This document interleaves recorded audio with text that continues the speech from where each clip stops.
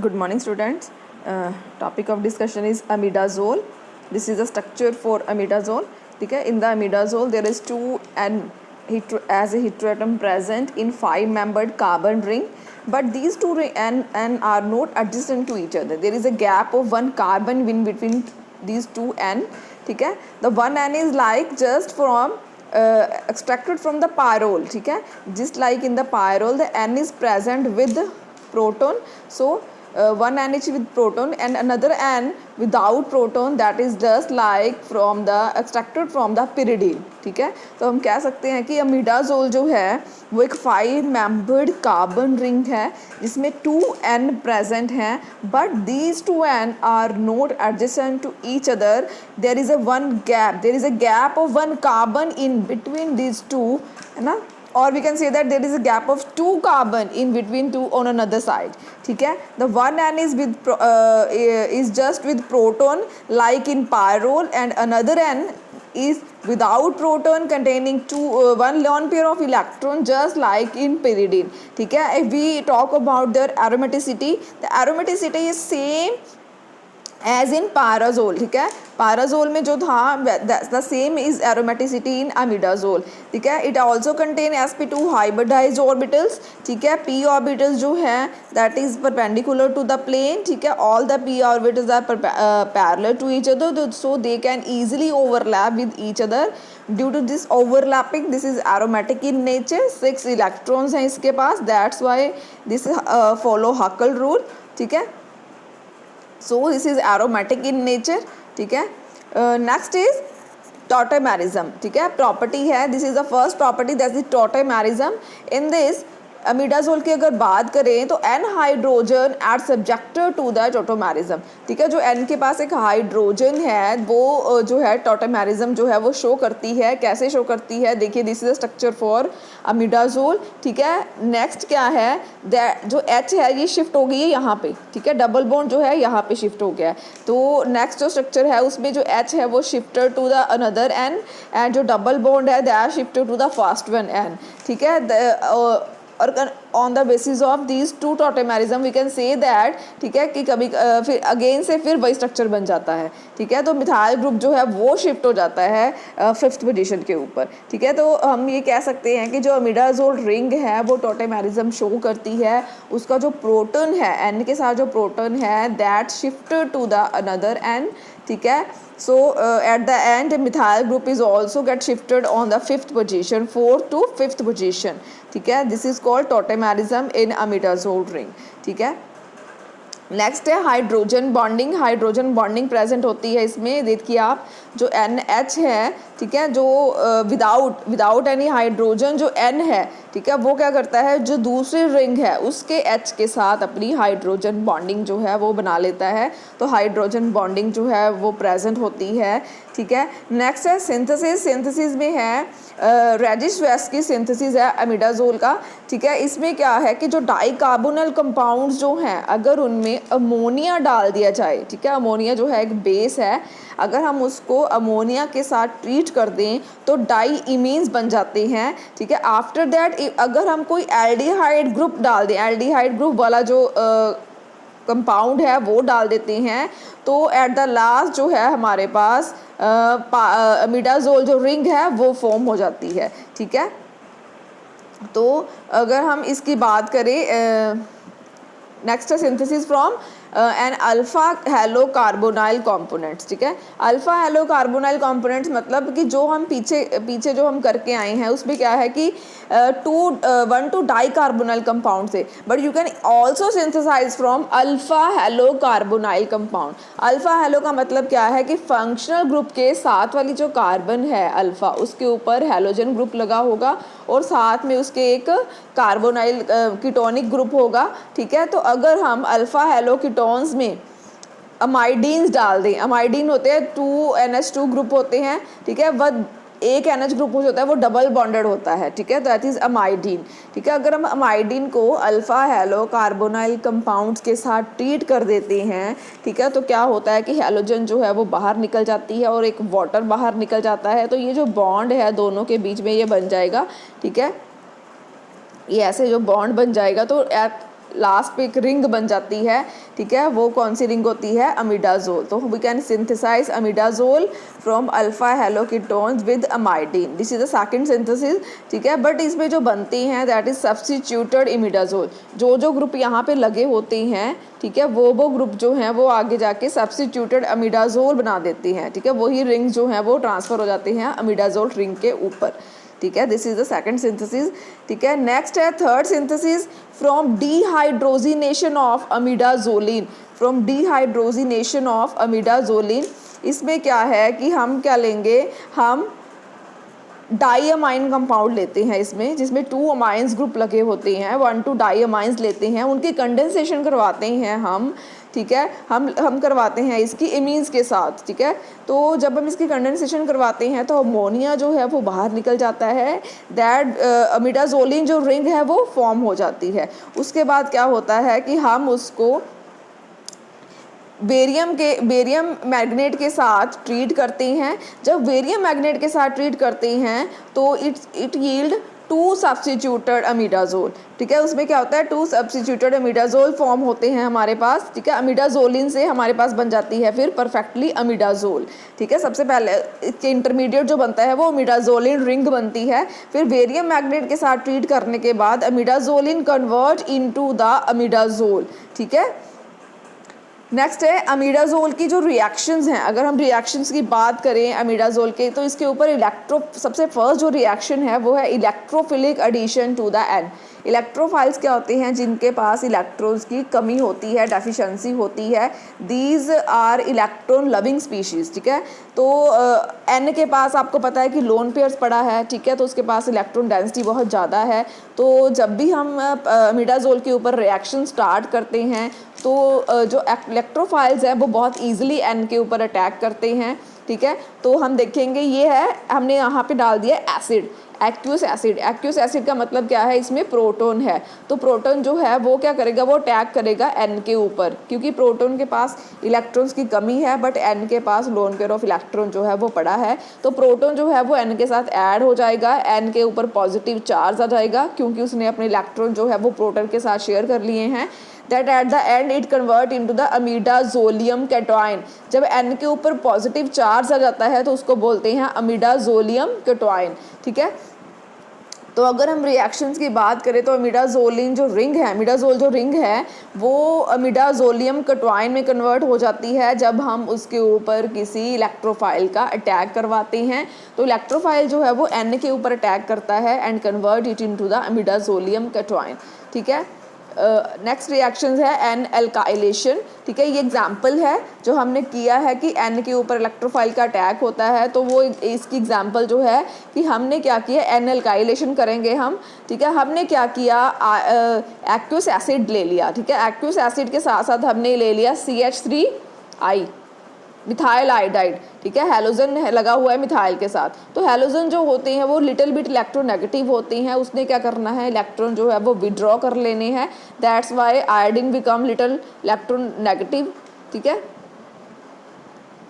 Electronegative हो जाएगी and CH3 के पास लिटिल बिट पॉजिटिव चार्ज आ जाएगा, ठीक है। तो आगे क्या होगा कि CH3 के पास पॉजिटिव चार्ज आ गया, I के ऊपर नेगेटिव चार्ज है, तो क्या होगा कि जो मिथाइल ग्रुप है, ठीक है, उसके ऊपर पॉजिटिव चार्ज है, वो अटैक करेगा एन के ऊपर क्योंकि इसके पास इलेक्ट्रॉन्स की डेफिशिएंसी है और एन के पास इलेक्ट्रॉन जो हैं वो पड़े हैं, इलेक्ट्रॉन्स के पास लोन पेयर ऑफ इलेक्ट्रॉन्स पड़े हैं। तो एन के ऊपर मिथाइल का अटैक होगा, that is N methyl imidazolium salt, N methyl imidazolium salt, ठीक है। तो एन मिथाइल अमीडाजोलियम सॉल्ट में कन्वर्ट हो जाएगा ये, ठीक है। तो उसके बाद क्या होगा कि जब एन मिथाइल अमीडाजोलियम सॉल्ट में कन्वर्ट हो जाता है ये, तो उसके बाद चांसेस ये होते हैं कि ये क्या करता है, अपना जो एन, देखो एन जो है वो इलेक्ट्रोनेगेटिव है, पहले तो हम ये बात मैंने आपको बहुत बताया कि सल्फर, ऑक्सीजन एंड नाइट्रोजन जो है ये इलेक्ट्रोनेगेटिव कंपाउंड्स हैं, ठीक है। ये इनकी इलेक्ट्रॉन विड्रॉ करने की कैपेसिटी होती है कि जब भी इनके ऊपर पॉजिटिव चार्ज आ जाता है तो ये बहुत अनस्टेबल हो जाती हैं, ठीक है। दैट्स वाई इनकी अनस्टेबिलिटी की वजह से ये अपने इलेक्ट्रॉन जो है वो कंप्लीट करते हैं, ठीक है। कंप्लीट करने के बाद ही ये स्टेबल होते हैं। तो अब आपने क्या किया, जो मिथाइल ग्रुप अटैच कर दिया है, मिथाइल ग्रुप अटैच करने के बाद क्या होगा, एन के ऊपर पॉजिटिव चार्ज आ गया। देखिए यहाँ पे एन के ऊपर थोड़ा पॉजिटिव चार्ज आ गया क्योंकि यहाँ पे मिथाइल ग्रुप अटैच हो गया। तो एन के ऊपर जब पॉजिटिव चार्ज आ गया तो इस एन ने क्या करना है, अपना पॉजिटिव चार्ज ट्रांसफ़र कर देना है नीचे वाली नाइट्रोजन को, जो इसकी अनदर हेट्रो एटम जो प्रेजेंट है रिंग में, उस नाइट्रोजन के ऊपर पॉजिटिव चार्ज जो है वो ट्रांसफ़र हो जाएगा। तो उसके बाद क्या होता है कि नेक्स्ट स्टेप में जो नाइट्रोजन है वो अपने आप को स्टेबल करने के लिए जो अपना प्रोटॉन है वो लूज़ कर देगी। तो जो प्रोटॉन है वो लूज़ हो जाएगा, ठीक है, रिएक्शन में। तो एंड पे बन जाएगा N1 N3। तो जब प्रोटॉन लूज़ होगा, ठीक है, यहाँ से प्रोटॉन लूज़ होगा तो लास्ट पे जाके फिर जब प्रोटॉन लूज होता है तो उसके बाद लोन पेयर ऑफ इलेक्ट्रॉन रह जाएंगे, ठीक है।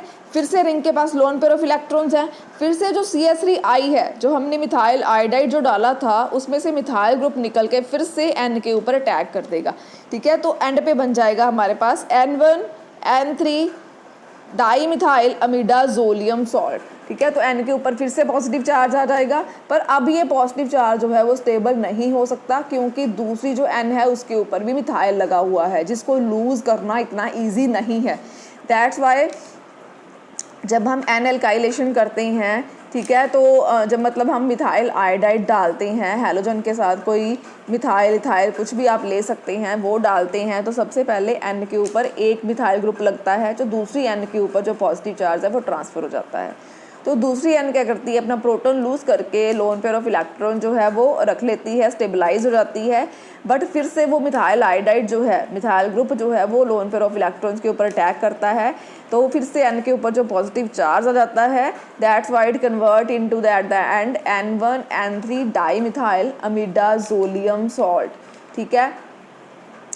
उसके बाद स्किप दिस, नेक्स्ट है electrophilic substitution to the C. अगर हम इलेक्ट्रोफिलिक सब्स्टिट्यूशंस की बात करें तो इलेक्ट्रोफिलिक सब्स्टिट्यूशंस होती हैं इलेक्ट्रोफाइल का सब्स्टिट्यूट करना, ठीक है, कार्बन के ऊपर। अब कार्बन कहाँ कहाँ प्रेजेंट है, सेकंड पे प्रेजेंट है, फोर्थ पे एंड फिफ्थ पे, ठीक है। अब देखिए C2 substitution not favourable as it forms highly unstable N positive, ठीक है। 4 और 5 जो है वो फेवरेबल हैं, ठीक है। मतलब क्या है इसका कि अगर हम इलेक्ट्रोफाइल लेते हैं, कोई भी इलेक्ट्रोफाइल आपके पास E+, उसका अटैक करवाते हैं कार्बन के ऊपर, ठीक है, तो सेकंड पोजीशन जो है वो जो है वो 2N के बीच वाली पोजीशन है, 2N के मिड की पोजीशन है।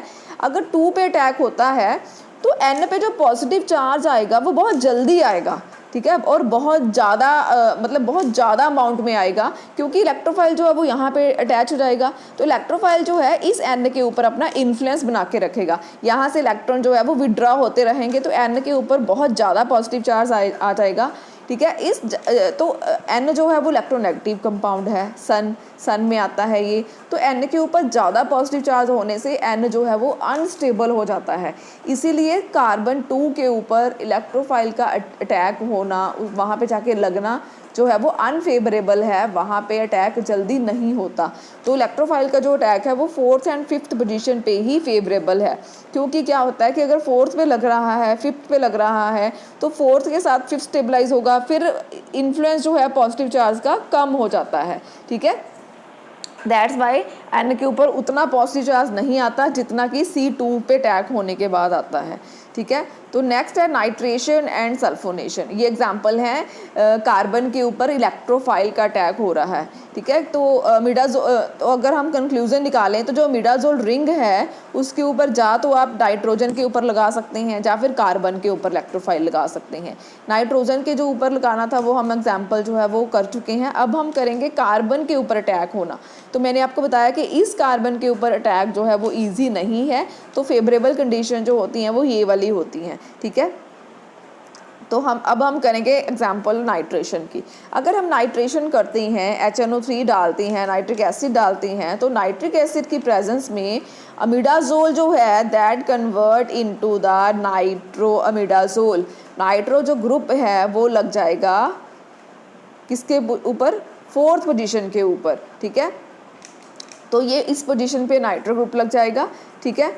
तो अगर हम बात करते हैं सल्फोनेशन की, हमने सल्फ्यूरिक एसिड डाल दिया, सल्फ्यूरिक एसिड की प्रेजेंस में SO3H जो ग्रुप है वो भी लग जाएगा 4th पोजीशन के ऊपर। तो हम ये कह सकते हैं कि जो 4th पोजीशन है वो बहुत ज़्यादा फेवरेबल है इलेक्ट्रोफाइल का अटैक करवाने के लिए, ठीक है।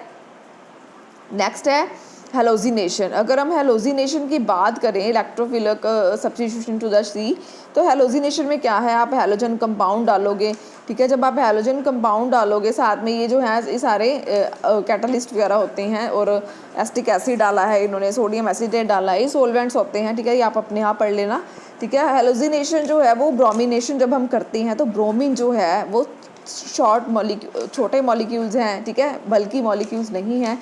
तो वो क्या करते हैं, जब हम रिएक्शन करते हैं वो तीनों कार्बन पे ही अटैच हो जाते हैं, ठीक है। अगर हम उसके बाद उसे एक्वस सोडियम सल्फेट के साथ ट्रीट कर दें तो एंड पे हमारे पास एक ब्रोमीन रह जाएगा, वो भी फेवरेबल कार्बन के ऊपर। मतलब क्या है कि 4 ब्रोमो जो है अमीडाजोल रिंग फॉर्म हो जाती है लास्ट पे, ठीक है। This is halogenation. नेक्स्ट है रिएक्शंस। अब हम रिएक्शन की बात करें तो अमीडाजोल जो है एज ए बेस कैटालाइसिस का काम करती है, ठीक है। Imidazole group of histidine residue present in hydrolytic enzyme function as ester LH, ठीक है। Activate water for the attack at carbonyl carbon, ठीक है। मतलब क्या है इसका कि अगर हम अमीडाजोल जो रिंग है, ठीक है, वो क्या करती है, वो वाटर को, ये है वाटर का मॉलिक्यूल, ठीक है। अगर मान लो किसी रिएक्शन में वाटर यूज़ हो रहा है, ठीक है, तो वाटर जो है वो आपको पता है कि बहुत स्टेबल कंपाउंड है, ऐसे तो अटैक नहीं करेगा, ना ही ऐसे किसी के साथ रिएक्ट करता है। तो वाटर को एक्टिवेट करने के लिए, सो दैट इसका कार्बोनाइल कंपाउंड के साथ बॉन्ड बन जाए, कार्बोनाइल कंपाउंड के ऊपर इसका अटैक हो जाए, एक्टिवेट करने के लिए वाटर को किसका यूज़ होता है, अमीडाजोल रिंग का। क्योंकि अमीडाजोल रिंग के पास लोन पेयर ऑफ इलेक्ट्रॉन होता है, वो इलेक्ट्रॉन क्या करती है, ये हाइड्रोजन को लूज़ करके उसको एक्टिवेट कर देती है, सो दैट जो ऑक्सीजन है, अब देखिए जब हाइड्रोजन के पास इलेक्ट्रॉन चले गए तो ऑक्सीजन के पास इलेक्ट्रॉन्स की कमी नहीं रहेगी। तो ऑक्सीजन जो है वो अपने इलेक्ट्रॉन अब हाइड्रोजन को तो डोनेट नहीं कर सकता, क्योंकि हाइड्रोजन ने इलेक्ट्रॉन जो है वो नाइट्रोजन से ले लिए हैं। तो ऑक्सीजन क्या करती है, अपने इलेक्ट्रॉन जो है वो कार्बोनाइल कंपाउंड की कार्बन को लूज़ कर देती है, और जो उसके ऊपर वाली ऑक्सीजन है वो अपने इलेक्ट्रॉन विड्रॉ कर लेती है, ठीक है। तो this is the whole mechanism. Imidazole ring जो है वो वाटर को एक्टिवेट करती है, सो दैट वाटर का अटैक जो है वो कार्बोनाइल कंपाउंड के साथ हो जाए, ठीक है। तो उसके बाद क्या होता है कि ये जब कार्बोनाइल कंपाउंड के ऊपर जो अटैक होता है, that convert into the this form, ठीक है। इस फॉर्म में वो बन जाती है RCO नेगेटिव। तो यहाँ पे OH ग्रुप लग जाता है, तो वाटर में से निकल के OH ग्रुप जो है वो यहाँ पे लग जाएगा, ठीक है। तो उसके बाद क्या होगा, इसकी इंटरनल जो है वो कन्वर्शन होएंगी, कन्वर्ट होने के बाद इंटरनल जो OR ग्रुप है वो लेफ्ट कर जाएगा इसको, तो एंड पे हमारे पास बन जाते हैं एसिड्स। तो एसिड बनाने के लिए, ठीक है, तो ये रिएक्शन है अमीडाजोल की, रिएक्शन फर्स्ट रिएक्शन है, जिसमें हम ये कह सकते हैं कि जो अमीडाजोल है वो एज ए कैटालिस्ट काम कर रही है, मतलब एज ए कैटालिस्ट का ही काम कर रही है, क्योंकि अमीडाजोल जो है वो कहीं ना कहीं वाटर को एक्टिव करके रिएक्शन में इन्वॉल्व करा के एसिड फॉर्मेशन कर रही है, ठीक है। तो अमीडाजोल जो रिंग है वो अमीडाजोलियम में कन्वर्ट हो जाएगी, क्योंकि उसने अपने इलेक्ट्रॉन जो है वो हाइड्रोजन को लूज़ कर दिए हैं। तो हाइड्रोजन जो है यहाँ से निकल के, ठीक है, देखिए यहाँ से हाइड्रोजन जो है वो यहाँ से निकल के इस नाइट्रोजन के साथ अटैच हो जाएगा, जी OH ग्रुप जो है वो यहाँ पे अटैच हो जाएगा। उसके बाद ये वाला OR जो है वो लेफ्ट कर जाएगा, तो अब एसिड बन जाएगा, ठीक है। This is a whole reaction mechanism, ठीक है। तो नेक्स्ट है imidazole as nucleophilic catalysis. Nucleophilic catalysis का मतलब है कि जो इमिडाजोल है वो डायरेक्टली भी कार्बोनाइल कार्बन को जो है उसके ऊपर अटैक कर सकती है, ठीक है। ये कार्बोनाइल कंपाउंड है, कार्बोनाइल का मतलब होता है C डबल बॉन्ड O होता है, जिसमें तो ऑक्सीजन की कैपेसिटी होती है इलेक्ट्रॉन विड्रॉ करने की, ठीक है। तो ऑक्सीजन इलेक्ट्रॉन नेगेटिव हो जाएगा तो कार्बन जो है वो पॉजिटिव हो जाता है, ठीक है। तो दैट्स वाई जो अमीडाजोल रिंग है उसके पास लोन पेयर ऑफ इलेक्ट्रॉन्स हैं, तो ये लोन पेयर ऑफ इलेक्ट्रॉन जो है वो अपने कार्बन को दे देगा, क्योंकि कार्बन के ऊपर लिटिल पॉजिटिव चार्ज था। तो उसके बाद क्या होगा, जब ये इलेक्ट्रॉन जो है वो कार्बन को लूज़ कर देगा तो इमिडाज़ोल रिंग जो है वो अटैच हो जाएगी कार्बन के साथ। तो नाइट्रोजन के ऊपर कौन सा चार्ज आ गया, पॉजिटिव, क्योंकि अपने इलेक्ट्रॉन जो है उसने कार्बन के साथ शेयर कर लिए हैं। तो नेक्स्ट स्टेप में क्या होगा, OR जो ग्रुप था यहाँ पे, तो ये जो दोनों एक दूसरे का हिंड्रेंस क्रिएट करेंगे तो OR ग्रुप जो है वो लेफ़्ट कर जाएगा। जब OR ग्रुप लेफ़्ट कर जाएगा तो ये कन्वर्ट हो जाएगा, इमिडाज़ोल रिंग जो है वो कार्बोनाइल के साथ अटैच हो जाएगी। तो नेक्स्ट स्टेप में क्या होगा, फिर जो है हमने सॉल्वेंट डाला है, सॉल्वेंट हमने वाटर डाला है, तो वाटर आएगा, वाटर क्या करेगा, फिर से इसके कार्बन के ऊपर अटैक करेगा। जब कार्बन के ऊपर अटैक करता है वाटर, कार्बन के ऊपर अटैक करने के बाद वाटर जो है वो यहाँ पे अटैच हो जाएगा, तो ये जो रिंग है ये बाहर निकल जाएगी। तो इमिडाज़ोल रिंग जो है वो अपना कैटालाइसिस का काम करके बाहर निकल चुकी है और यहाँ पे जो OH ग्रुप है वो यहाँ पे अटैच हो जाएगा, तो ये बन जाएगा acid.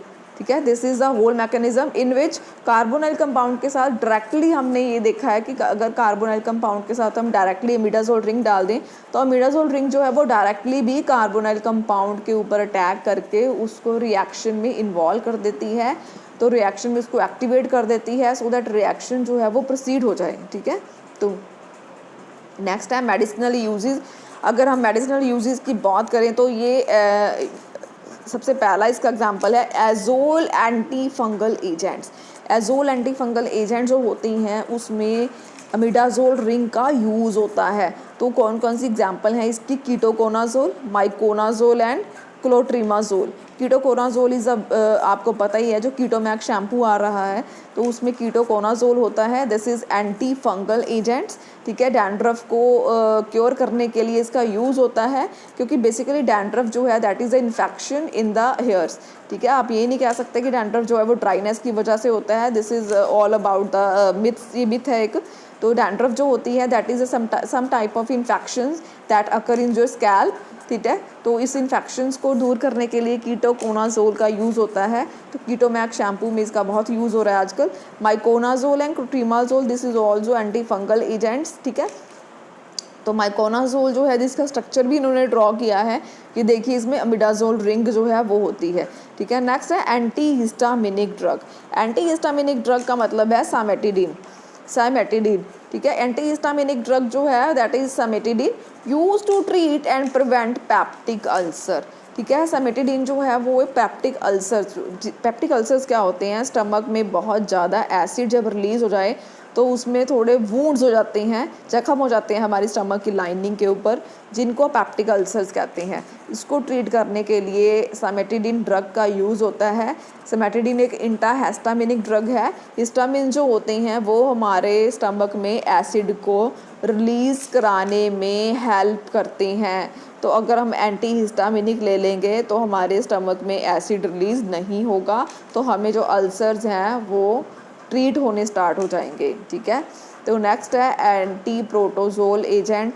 The example is metronidazole. This is a best example to cure helminthiasis in the kids and as well as in the adults.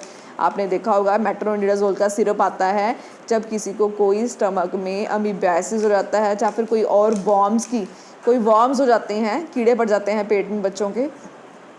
ठीक है, तो अमीबिक डिसेंट्री में भी इसका यूज़ होता है। तो एंटी प्रोटोजोल एजेंट है मेट्रोनिडाजोल। तो मेट्रोनिडाजोल में कौन सी रिंग प्रेजेंट होती है, अमीडाजोल। ठीक है, तो इसका ये यूज़ होता है वो पेट के कीड़ों में यूज़ होता है, वॉर्म में यूज़ होता है। अमीबिक डिसेंट्री होता है, अमीबिक डिसेंट्री होता है। अमीबा जो बैक्टीरिया होता है वो आपके गट में, वो आपके इंटेस्टाइन में ग्रो करता है, तो उससे आपके जो स्टूल्स है वो फ्रिक्वेंटली पास होने लगती हैं। तो ऐसे केस में बहुत डिस्कम्फर्ट फील होता है, तो उसमें यूज़ होता है मेट्रोनिडाजोल। ठीक है, नेक्स्ट एग्जांपल है एजाथायोप्रिन। ठीक है, एजाथायोप्रिन जो है वो एक immunosuppressive anti metabolite pro drug है, जो एक एंटी कैंसर भी है एंड इम्यूनोसप्रेसिव एजेंट है। ठीक है, तो एजाथायोप्रिन जो है ड्रग वो इम्यूनोसप्रेसिव है, एंटी मेटाबोलाइट है। मतलब क्या है, कैंसर में यूज़ होती है ये। तो कैंसर में यूज़ होती है तो मतलब कैंसर क्या है, कैंसर जो होता है वो होता है हमारे सेल्स की जो मेटाबॉलिक सेल जो है वो डिस्टर्ब हो जाता है, हमारे सेल्स का मेटाबॉलिज्म जो है वो डिस्टर्ब हो जाता है। उस मेटाबॉलिज्म को डिस्टर्ब होने जब हो जाता है तो हम क्या करते हैं, उस एक्सेसिव जो सेल का जो साइज़ है वो बिग हो जाता है, ठीक है, तो उसको बोलते हैं कैंसर। उस सेल्स को साइज़ को स्मॉल करने के लिए, उन सेल्स को ख़त्म करने के लिए हम मेटाबॉलिज्म जो है वो स्टॉप कर देते हैं, ठीक है। जब हम मेटाबॉलिज्म स्टॉप करते हैं, जो सेल्स हैं वो ग्रो नहीं कर पाते, उनकी ग्रोथ वहीं पे रुक जाती है, ठीक है। तो उसके लिए हम अपनी इम्यूनिटी को भी स्प्रेस करना पड़ता है, ताकि हमारी इम्यूनिटी जो है इसके ऊपर अटैक करके इस सेल्स को फिर से ग्रो करना स्टार्ट ना कर दे। तो कैंसर में हम इम्यूनोसप्रेसिव एंटीमेटाबॉलाइट्स जो ड्रग यूज़ करते हैं, ठीक है, तो उसका एग्जांपल है एजाथायोप्रिन। एजाथायोप्रिन का स्ट्रक्चर जो है वो गिवन है, देखिए इसमें अमीडाजोल रिंग जो है वो प्रेजेंट है, ठीक है। तो ये था about the medicinal uses of imidazole, ठीक है। नेक्स्ट हम डिस्कस करेंगे ऑक्साजोल। Okay, thank you.